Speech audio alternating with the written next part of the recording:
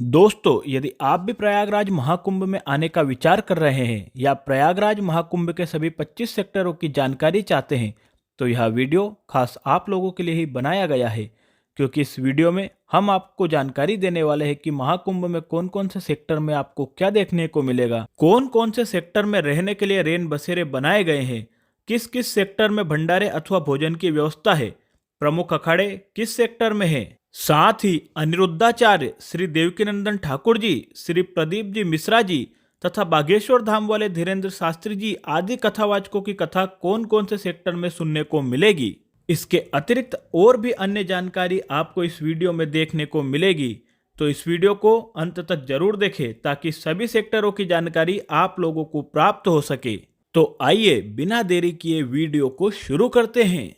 दोस्तों, इस बार का महाकुंभ अभी तक के होने वाले सभी महाकुंभों में से दिव्य है, क्योंकि यह अद्भुत कुंभ 144 वर्षों बाद प्रयागराज की पावन धरा पर होने वाला है। इसलिए प्रशासन ने इस दिव्य कुंभ को 25 भागों में विभाजित किया है। तो दोस्तों, इस वीडियो में मैं आपको कुछ प्रमुख सेक्टरों के बारे में जानकारी देने वाला हूं। तो चलिए बात करते हैं सेक्टर नंबर 1 की। तो सेक्टर नंबर 1 में आपको सांस्कृतिक पंडाल देखने को मिलेगा, साथ ही झूला तथा नाट्य मंचन के कई कार्यक्रम देखने को मिलेंगे। इसके आगे बात करें सेक्टर नंबर 2 की, तो यहाँ आपके चिकित्सा की संपूर्ण व्यवस्था की गई है। साथ ही इसी सेक्टर में केंद्रीय हॉस्पिटल भी बना हुआ है, जो संपूर्ण चिकित्सा इक्विपमेंट से लेस है।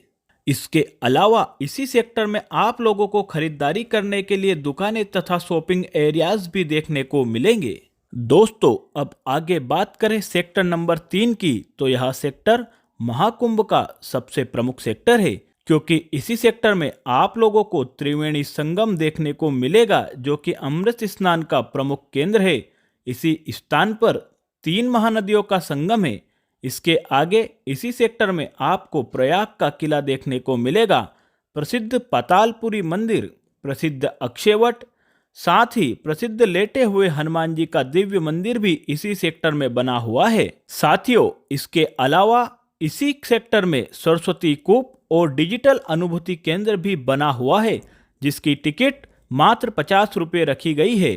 दोस्तों, इसी सेक्टर में परमार्थ निकेतन खालसा शिविर बना हुआ है, जिसमें आप भाग्येश्वर धाम के पीठाधीश्वर धीरेन्द्र शास्त्री की श्री हनुमत कथा भी सुन सकते हैं।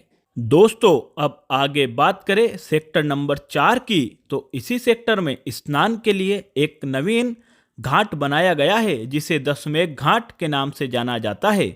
साथ ही इसी सेक्टर में प्रसिद्ध महादेव मंदिर देखने को मिलेगा। इसके अलावा यहाँ त्रिवेणी मंच भी बना हुआ है, जिसमें विभिन्न सांस्कृतिक कार्यक्रम प्रदर्शित होते रहते हैं। दोस्तों, अब आगे बात करें सेक्टर नंबर 6 की, तो यह सेक्टर दर्शन के लिए सबसे प्रमुख सेक्टर होने वाला है, क्योंकि इसी सेक्टर में आपको देखने को मिलेंगे प्रसिद्ध नाग वासुकी मंदिर, जो कि समुद्र मंथन के समय रस्सी के रूप में उपयोग किए गए भगवान नाग वासुकी को समर्पित है।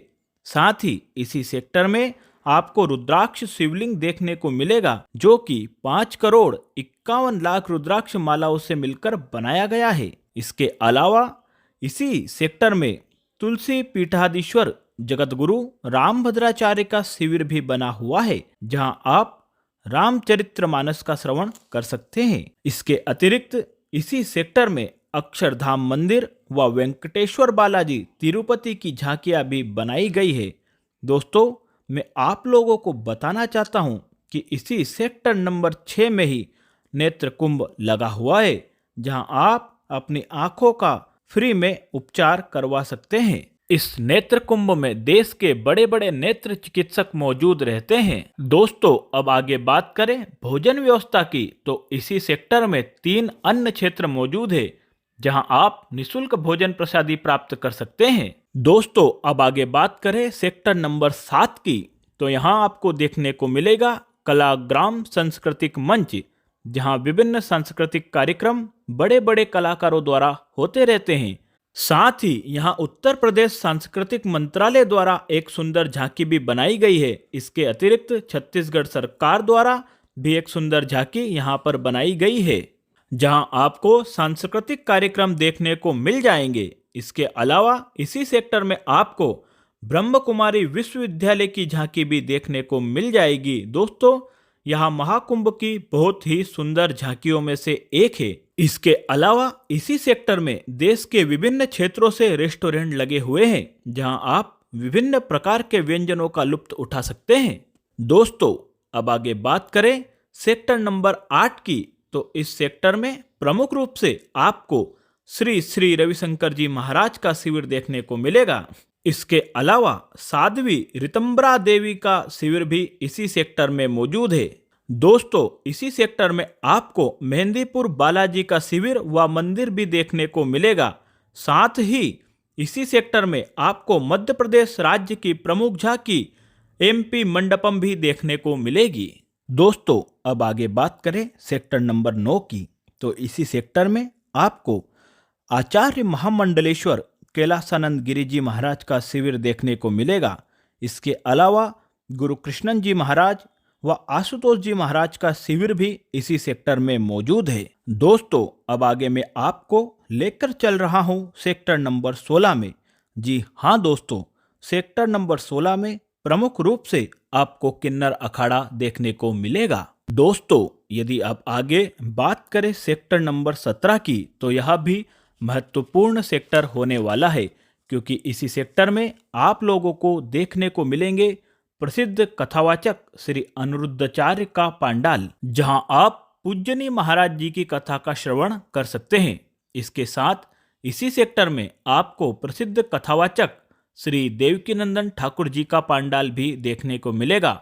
वहां भी आप कथा का श्रवण कर सकते हैं। दोस्तों, अब आगे बात करें सेक्टर नंबर 18 की, तो इस सेक्टर में प्रमुख रूप से आपको जगतगुरु पीठेश्वर अवधेशानंद जी का शिविर देखने को मिलेगा। इसके अलावा इसी सेक्टर में आपको पायलट बाबा का शिविर भी देखने को मिलेगा। दोस्तों, अब आगे बात करें सेक्टर नंबर 19 की, तो इस सेक्टर में आपको देखने को मिलेगा इस्कॉन मंदिर।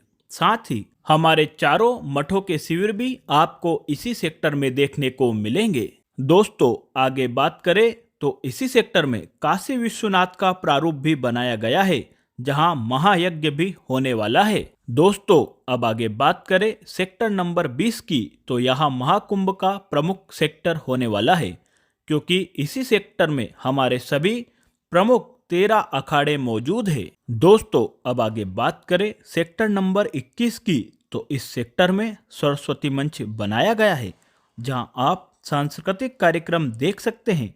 इसके अलावा इसी सेक्टर में आप डॉक्टर राजेंद्र प्रसाद जी का शिविर भी देख सकते हैं, जहां आप रामचरितमानस की कथा का आनंद भी ले सकते हैं। साथ ही इसी शिविर में आप निशुल्क भोजन प्रसादी का आनंद भी ले सकते हैं। दोस्तों, अब आगे बात करें सेक्टर नंबर 24 की, जो कि अरहल घाट के तरफ स्थित है। इस सेक्टर में आप लोगों को परमार्थ निकेतन शिविर देखने को मिलेगा, जहां आप मुरारी बापू की कथा श्रवण कर सकते हैं। साथ ही आगे आप इसी सेक्टर में कुबरेश्वर धाम वाले आचार्य प्रदीप मिश्रा जी की कथा श्री शिव पुराण का भी श्रवण कर सकते हैं। दोस्तों, इसके अलावा इसी सेक्टर में आप यमुना मंच भी देख सकते हैं, जिसमें आप विभिन्न सांस्कृतिक कार्यक्रमों का आनंद उठा सकते हैं। दोस्तों, अब आगे बात करें सेक्टर नंबर 25 की, तो इस सेक्टर में विभिन्न प्रकार के आश्रय स्थल रेन बसेरे बने हुए हैं, जहां आप रात्रि विश्राम कर सकते हैं।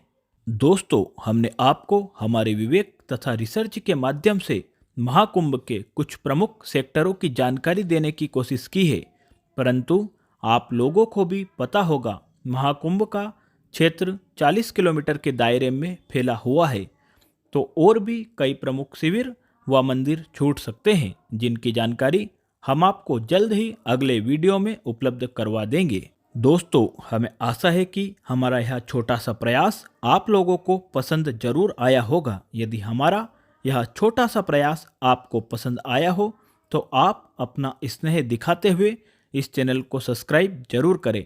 साथ ही आप बेल आइकन भी जरूर प्रेस करें, ताकि आगे भी महाकुंभ से जुड़ी जानकारी, प्रसिद्ध मंदिर व शिविरों की जानकारी आप लोगों को प्राप्त हो सके। हर हर गंगे, नमामि गंगे।